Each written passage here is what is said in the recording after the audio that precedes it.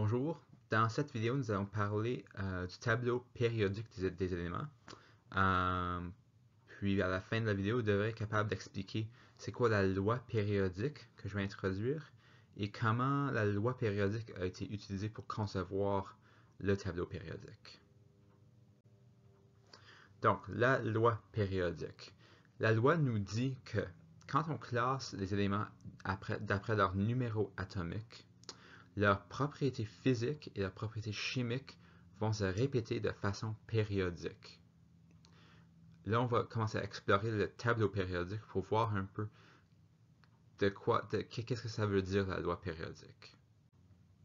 Alors, voici le tableau périodique. C'est un peu différent de celui qui est dans votre manuel, mais un tableau périodique, c'est un tableau périodique. Vous devrez être capable de lire n'importe quel tableau. Des choses que je veux souligner. Premièrement, nous avons 18 colonnes qui vont de 1 jusqu'à 18. Okay? Les colonnes, on va les appeler soit des groupes ou dans votre manuel, ils disent des familles. L'un ou l'autre, ça va. Moi, j'ai toujours appris qu'ils s'appellent des groupes, mais si vous appelez ça des familles, ça va. À gauche, nous avons les rangées. Les rangées sont numérotées de 1 à 7. Les rangées, on les appelle des périodes. Okay, on va commencer à utiliser le langage du tableau périodique, la loi périodique. Les rangées s'appellent les périodes. Le tableau périodique est organisé par l'état des éléments. Donc, nous avons les métals. Les métals se trouvent vraiment tout côté gauche du tableau périodique. Alors, tout ce qu'on voit ici en bleu, c'est des métals. C'est des éléments qui sont solides dans leur état naturel, avec l'exception du mercure, qui est une liquide. Et c'est des éléments qui vont former des cations s'ils deviennent ionisés. C'est des éléments qui généralement ont un petit numéro, un petit nombre d'électrons de valence comparé aux non-métals. Les non-métals sont à droite dans votre tableau périodique. C'est tout ce qui est jaune ici. Et ça inclut aussi l'hydrogène en haut à gauche. L'hydrogène est un non-métal.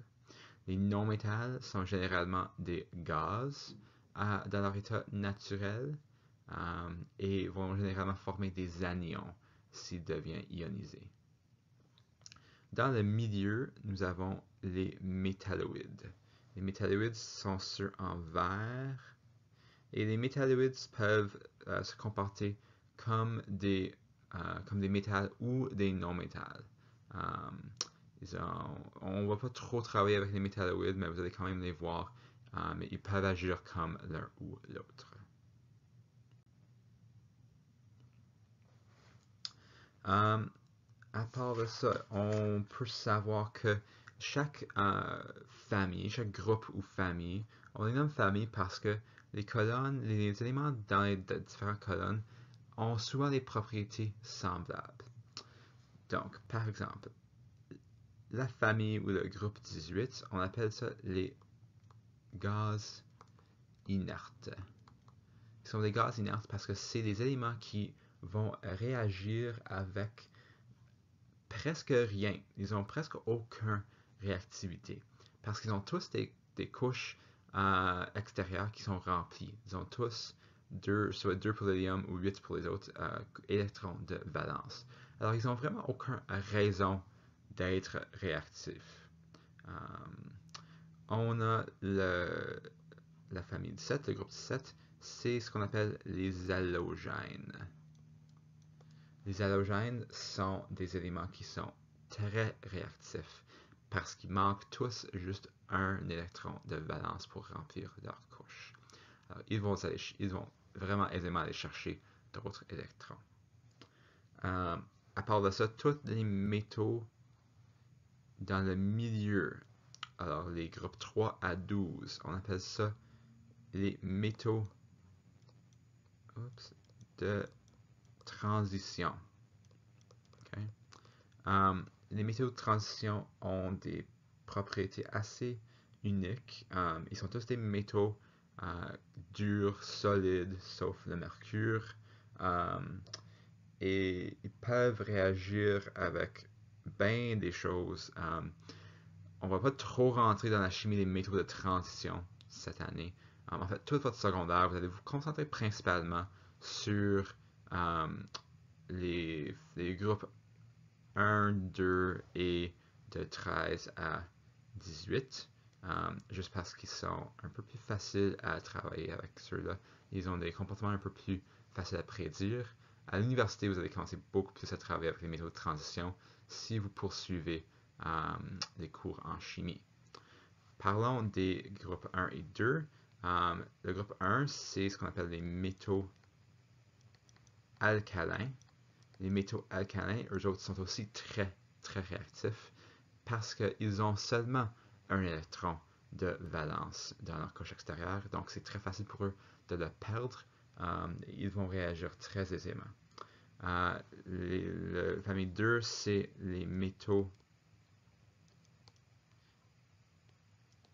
alcalino-terreux.